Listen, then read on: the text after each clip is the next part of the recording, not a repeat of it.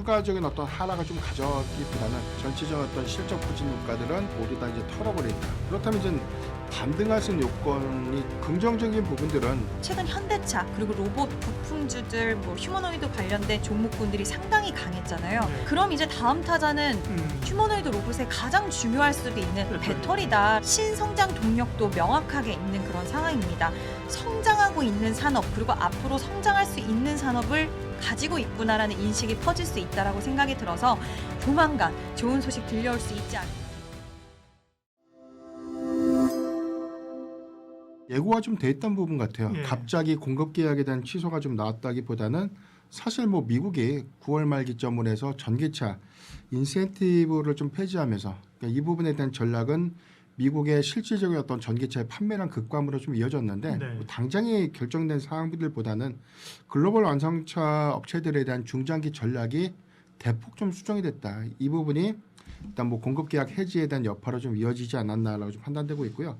일단 12월 기조를 보면 전체 한 28조 원 규모의 배터리 공급 계약이 해지가 됐습니다. 물론 양극 소재 공급 계약까지 네. 다 포괄을 좀 하면 28조 원 규모에 대한 이 매출 기인액들이 좀 날아간 셈인데 사실 우리가 냉정하게 보면 이미 공급하고 있던 전체 캐파가 사라진 것이 아니라 공급 예정이었던 부분들.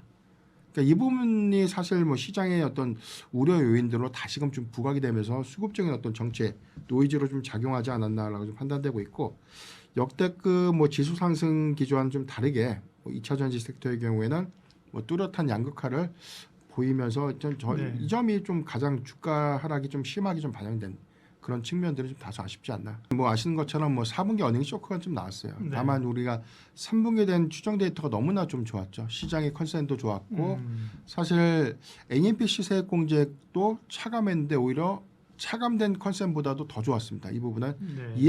ESS 부분에 대한 수주 성과 이 부분이 실적에 연결되면서 이 부분이 사실 뭐 4분기의 기대치를 좀 높아졌는데 사실 이번에 대한 데이터를 보면 매출액은 크게 감소된 게 없습니다. 매출액이 6조 1천억 정도, 네. 전년 동기에 비해서는 한 4.8% 정도가 좀 감소가 됐고요. 오히려 3분기 대비해서 7.7%가 매출은 늘었습니다. 그러니까 이 세부 데이터에 대한 확인이 좀 필요할 것 같고요. 다만 이제 영업 손실이 1,220억이 좀 나왔는데 컨센에서는 영업이익을 한 615억 정도 좀 나오지 않을까. 이 부분보다는 일단 적자로 좀 전환했고 손실폭이 예상보다는 좀 컸다. 그리고 이제 시장이 우려했던 점들이 AMPC 세액공제액을 제외했던 뭐 적자폭이 4,548억입니다. 이 부분은 본업에 대한 어떤 이 누적 손실이 이번 3분기에는 굉장히 좀 큰 부분 이런 부분들이 LG 에너지 솔루션의 어떤 수급 노이즈로 좀 작용하지 않았나라고 좀 판단이 좀 되고 있고 그러니까 LG 엔솔이 워낙 일단 추정치보다 좀 안 좋은 실적이 좀 내다 보니까 뭐 삼성 SDI, SK 이노베이션에 대한 실적 추정치도 굉장히 좀 낮아졌고요. 네. 세부적인 내용들을 보면 뭐 삼성 SDI, SK 이노베이션의 경우에도 일단 영업 적자를 좀 예상했어요. 일단 삼성 SDI는 3,179억 정도에 대한 영업 손실을 좀 예상했고 SK 이노베이션의 경우에는 오히려 이제 석유화학 부분에 대해서는 일단 이 정제 마진에 대한 어떤 개선폭 이 부분이 증익으로 좀 작용하면서 전체적으로는 컨센보다 양호한 영업이익이 좀 예상이 좀 되고 있는데 SK온에 대한 적자 폭을 한 3천억 정도 좀 추정했기 때문에 배터리셀 3사의 전체적인 어떤 손실폭들은 굉장히 좀 3분기 대비해서 좀 확대가 됐다라고 좀 유추되고 있습니다. 네. 데이터를 보면 다 안 좋았다. 그렇다면요 우리가 9월 30일자로 인센티브 종료가 되니까 9월에서 10월 넘어가는 구간, 뭐 10월에서 11월, 12월 구간을 좀 집계를 해봤는데 일단 10월에서 일단 전기차 판매량은 9월 대비해서는 47% 정도 감소됐습니다. 미국이요? 예, 순수 네, 전기차 네. 비중 모두 다 포함이 좀 됐고요. 네. 다만 이제 11월 달에는 이 감소세가 좀 다소 완만한 감소로 좀 전환이 됐는데 10월에서 11월 데이터는 5.2% 정도가 좀 감소됐고 오히려 12월 달은 늘었습니다. 그러니까 연말 이제 프로모션에 관련된 이벤트 효과가 좀 반영이 되면서 전체적으로는 한 12% 정도 일단 일단 전기차 판매량이 좀 증가됐을 것이다라고 좀 추정이 좀 되고 있는데 일단 대체적인 어떤 내용들 보면 인센티브의 폐지 이후에 뭐 완만한 하락세가 확인이 됐고 일단 4분기에서는 반등에는 좀 성공했지만 과연 이제 1분기부터에 대한 기저 효과는 좀 어떻게 될 것인가 이게 좀 중요할 것 같고 그 추정이 좀 되고 있는 부분들은 일단 전체적으로 인센티브에 대한 단기적인 또 감소 여파는 불가피했다. 다만 이 부분이 추가적인 어떤 하락을 좀 가져가기보다는 일단 뭐 전기차 완성차 업체들의 어떤 프로모션들은 저는 뭐 올해 상반기까지 충분히 좀 이어질 수 있는 부분들. 그래서 이제 완성차 업체들의 경우에는 수익 구조, 일단 이익 기조가 좀 축소될 수밖에 없는 이유지만 그래도 판매량은 일단 완만한 하락세보다는 조금 더 반등할 수 있는 여지를 좀 남겨두지 않을까라고 좀 예상해 볼 수 있겠습니다. 네. 그래서 이제 시장 기대하고 있는 부분들은 악재는 반영됐다. 음. 전체적인 어떤 실적 부진 효과들은 3분기에서 4분기로 모두 다 이제 털어버린다. 그렇다면 이제 반등할 수 있는 요건이 되려면 사실 네. 1분기 실적이 어느 정도 수익성 방어를 하는 측면들 또는 이익 기조가 상당히 좀 완화됐다라는 시그널을 분명하게 좀 심어줘야 될 것 같은데 일단 뭐 긍정적인 부분들은 추가적인 전기차 판매량에 대한 감소보다는 완만한 감소 내지는 반등이라는 기대 요인들이 좀 남아있다는 점. 다만 전기차 판매량은 증가될 수 있지만 완성차 업체들에 대한 이익 구조가 악화될 수 있는 부분들, 프로모션에 대한 확대 영향들이 일단 뭐 배터리 셀사들에 대한 이 단가 인하 압력으로 좀 이어질 수 있는 부분들은 셀사의 수익 구조를 좀 위축시킬 수 있는 부분이기 때문에 이 점은 좀 조금은 좀 우려되는 그런 부분이 아닌가라고 생각이 좀 들고 있고요. 다만 이제 ESS 부분에 대한 수주 확장 부분들은 일단 제차 수주 잔고가 올해도 좀 증가될 수 있는 부분들, AI 데이터 센터의 걸림량들은 뭐 2032년까지 피크 기조를 좀 가져간다면 뭐 사실상 ESS의 건립 속도들은 빨라질 수밖에 없는 점, 이 부분은 중요한 좀 기대 요인들이 좀 될 수 있기 때문에 악재가 선반영된 이후에는 개별지의 어떤 ESS 수주 성과라든가 차세대 배터리에 관련된 수주 부분으로 선회되는 그런 차별화 전략이 개별적인 수급을 좀 이끌 수도 있겠다라고 판단하고 있습니다. 네. 지수의 최근의 흐름들이 너무 양호하고 예. 사실 과소급을 좀 가져가는 종목들이 재차 좀 상승할 수 있는 상승의 여력들, 그 폭이 이전보다는 좀 떨어진다라고 우리가 좀 감안을 해보면 그동안 소외됐던 실적주라든가 그 이외 종목들로 회귀될 수 있는 부분들, 특히나 제약바이오주라든가 2차 전지 섹터의 수급이 회귀될 수 있는 부분들은 저는 기대해 볼 수 있겠다라고 판단해 보겠고요. 다만 그 부분보다 조금 더 연속성을 좀 가져가기 위해서는 뭐니 해도 시장의 수익성이라는 관점에서, 실적이라는 관점에서 정말 좋아질 것인가라는 여지가 좀 중요할 것 같은데, 당장 그 인센티브에 대한 어떤 폐지는 미국 시장에 대한 역할보다는 글로벌 기조, 전체적인 어떤 전기차에 대한 의무 전환이 지연됐던 것이 가장 큰 원인이 좀 되지 않았나. 다만 뭐 유럽 시장의 전기차 판매량들이 굉장히 좀 양호한 지표를 좀 보이고 있다는 점이고요. 일단 뭐 중국의 성장성이 굉장히 좀 빠르다는 점, 이런 것들을 좀 감안해 보면 전기차 시대를 일단 우리가 패단해서 좀 예단할 필요는 없다. 그런 관점에서 보면 낮아진 구간, 캐즘의 지속성, 그다음에 전체적인 악재가 현재 주가의 어떤 수급 정체 요인으로 좀 작용을 했지만 그럼에도 불구하고 앞으로의 어떤 방향성들, 그러니까 내연차보다는 전기차로서에 대한 시대는 네. 점진적으로 좀 간다라는 그런 명확한 방향성을 좀 감안해 보면 일단 업황이 돌아오는 구간에 저는 적당한 어떤 가격 상승 효과들, 가격의 어떤 가치 반영을 이룰 수 있다는 관점에서 보면 그래도 배터리셀 3사는 모아가는 전략, 특히나 뭐 저는 LG에너지 솔루션의 네. 경우에는 일단 힘들지만 그래도 많이 빠지는 구간이라면 모아가는 전략이 유효하지 않을까. 보신 것 같습니다. 예. 일단은 첫 번째로 아직까지 EV에 대한 우려는 지속되고 그렇죠. 있는데요. 노출된 지 너무 오래됐기 때문에 이 부분은 새롭다라고 보기엔 좀 어렵기 때문에 네. 시장에서의 크게 방향성 자체를 이제 더 이상 하락으로 만들지는 않는 재료로 작용을 한 가운데 신성장 동력 로봇이 상당히 강하게 뛰어오른 이유는 최근 현대차 그리고 로봇 부품주들 뭐 휴머노이드 관련된 하드웨어 관련된 종목군들이 상당히 강했잖아요. 네. 근데 시세의 연속성이 가다 보면 어느 순간은 로봇주들도 이제 순환매를 계속적으로 맞아요. 타게 되는데 그럼 이제 다음 타자는 휴머노이드 로봇의 가장 중요할 수도 있는 배터리다라는 부분들이 오늘 좀 시장의 분위기가 형성이 되었고 시장 자체가 반등을 해야 되는데 지금 제약바이오가 큰 난관을 만났어요. 맞아요. 네. 그러다 오디오젠 보니 때문에. 예, 그러다 보니 결국 시가총액 상위 종목들에서 대부분 차지하는 게 로봇 그리고 제약바이오 2차 전지 종목들인데 로봇은 너무 많이 올랐고 조정이 나오고 제약바이오가 이렇게 힘든 구간을 겪고 있으면 2차 전지 쪽으로의 수급이 결국에는 순환매를 통해서 좀 들어가지 않았나라고 보고 있고요. 지금 로봇 산업 같은 경우에는 뭐 EV 쪽이 원래 메인 사업 부분이긴 하지만 신성장 동력도 명확하게 있는 그런 상황입니다.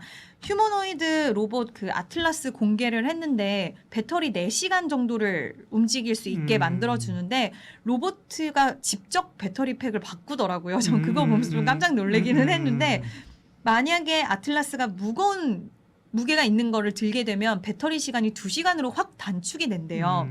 그럼 그 부분에 있어서는 앞으로 공장의 이제 로봇의 장점이 24시간 가동할 수도 있는 부분이고 계속해서 움직이기 위해서는 배터리가 상당히 중요할 수밖에 없는데 이 부분에 있어서는 결국에는 전고체 배터리가 답이다라는 부분이 나왔고요. 로봇의 구동 시간을 늘리기 위해서는 LFP 배터리는 좀 현실적으로 불가능하대요. 왜냐하면 무게가 무겁고 네. 화재 위험이 있기 때문에 또 로봇가 불나면 큰일 나잖아요. 위험성도 높다 보니까. 그래서 NCM 계열의 배터리가 최적화다라고 이야기를 하는데 우리나라가 또 그걸 잘합니다. 그러다 보니까 시장에서는 그러면 NCM 배터리가 좀 유리하다라는 이야기가 나왔고 이제 전문가들은 그럼 전고체 배터리가 결국엔 꽃이 될 것이다라는 전망치가 계속적으로 나오면서 예. 오늘 이 뉴스는 쌓여 왔었는데 그 빛을 좀 발하고 있지 않나라고 생각을 하고 있습니다. 맞아요. 원가에서 배터리가 차지하는 비중은 한 2%. 근데 뭐 시장에선 2에서 한 5% 정도로 이야기가 있는 것 같고요. 네. 그래서 가격 민감도가 그렇게 높지가 않기 때문에 총 비용 측면에서 이제 이점이 크기 때문에 전고체 전고체 전지라든지 가능하다. 이런 쪽이 좀 가능하다라는 부분이고요. 이제 시장에서는 여러 가지 뭐 이야기들이 있기는 하지만 지금 배터리 관련돼서 방금 저도 말씀하신 부분에 상당히 동의를 하는 게 이 이야기는 계속 있었어요. 근데 이수 스페셜티 케미칼이 갑자기 상한가를 갔어요. 예. 그래도 다행인 건 아틀라스가 이번에 너무 좋은 평가를 지금 받고 있어서 한국에서도 이제 전 세계적으로 정말 휴머노이드 로봇 시대가 도래를 했구나. 그리고 이렇게 되다 보면 배터리 개발 속도가 더욱더 가속화될 수밖에 없겠구나. 그래서 오늘 뭐 IL이라는 기업도 그렇고 새로운 휴머노이드 로봇 배터리를 선보였다라는 또 이런 뉴스들이 많이 나오더라고요. 그래서 이런 여러 가지 이제 시장에서의 재료적인 측면으로 소모가 될 수 있는 이슈들은 계속적으로 좀 붙어주지 않을까라고 생각이 들어서 일단 로봇 원가에서 배터리 차지하는 비중도 낮고 그리고 네. 지금 시장에서는 결국에는 구동 시간을 늘려야 되고 화재의 위험도 없어야 되고 이런 부분들을 충족할 수 있는 건 전고체 배터리고 또 삼성 SDI가 전고체 배터리 로드맵을 그렇게 먼 시간으로 제시하지 않았던 부분이 있기 때문에 시장에서는 조만간 좋은 소식 들려올 수 있지 않을까라고 보고 있는 것 같습니다. 네. 로봇으로 인해서 탄력이 나왔는데 실적이 안 좋았다. 여기서 끝났다라고 한다면 추세 자체도 금방 꺾일 수도 있겠지만 네. 다행인 건 ESS가 버텨주고 있다는 부분인데 뭐 지금 EV 쪽은 매출 같은 경우에 전분기 대비해서 한 20% 이상 감소한 부분이 있는데 ESS 쪽은 4분기 매출이 전분기 대비해서 2배 이상 급증을 했다라고 네. 보여주고 있기 때문에 그러면 아직까지 비중은 크진 않지만 성장하고 있는 산업 그리고 앞으로 성장할 수 있는 산업을 가지고 있구나라는 인식이 퍼질 수 있다라고 생각이 들어서 LG 에너지 솔루션도 삼성 SDI에 비해서는 좀 주가 흐름은 부진하긴 하지만 그럼에도 불구하고 같이 추세를 좀 하고 있다라고 생각합니다. 상당히 좀 좋은 모습을 보여주고 있는데 지금 우리나라에서도 입찰, ESS 관련된 입찰을 진행을 하고 있어요. 1차 입찰 때 삼성 SDI가 70% 정도를 맞아요. 받았고요. 지금 2차도 진행 중인데 시장에서는 이번에도 아마 SDI가 좀 더 좋은 결과치를 도출해내지 않을까라는 기대를 갖고 있는 가운데 지금 ESS 같은 경우에 4분기 실적에서 SDI도 전분기보다 40% 성장하는 괄목할 만한 성과를 갖고 왔기 때문에 예전에 ESS 하면은 사실 삼성 SDI가 살짝 뒤처진 느낌이 없지 않아 있었어요. 왜냐하면 수주를 엔솔이 먼저 받았기 때문에. 네. 근데 이제는 조금은 분위기가 좀 달라지는 양상도 나타나고 있다라고 보고 있습니다. 네. 우리나라 기업들은 살짝 아쉬운 부분이 있었는데 그럼에도 불구하고 북미의 ESS 전용 LFP 라인 가동을 LG 에너지 솔루션 하고요. 삼성 SDI도 국내에다가 이제 저가형 배터리 시장에 공략하기 위한 LFP 배터리 라인을 움직이는데 이런 것들로 봤을 때 지금 미국에서는 결국 공급망 재편 속에서 여러 가지 산업 쪽에서 우리나라의 수혜를 기다리는 쪽이 있는데 LFP도 마찬가지라고 생각을 합니다. 그래서 LG 에너지 솔루션은 시장에서 지금은 좀 기지개가 오늘 좀 상당히 약간은 약하긴 하지만 그 이유는 제가 뒤에서 설명을 네. 드리겠지만 일단 LG 에너지 솔루션도 오히려 LFP ESS 쪽으로는 굉장히 공격적이고 그리고 라인 자체를 변경하는 모습을 보이면서 LFP, ESS 쪽으로 집중하는 모습을 보여주고 있습니다.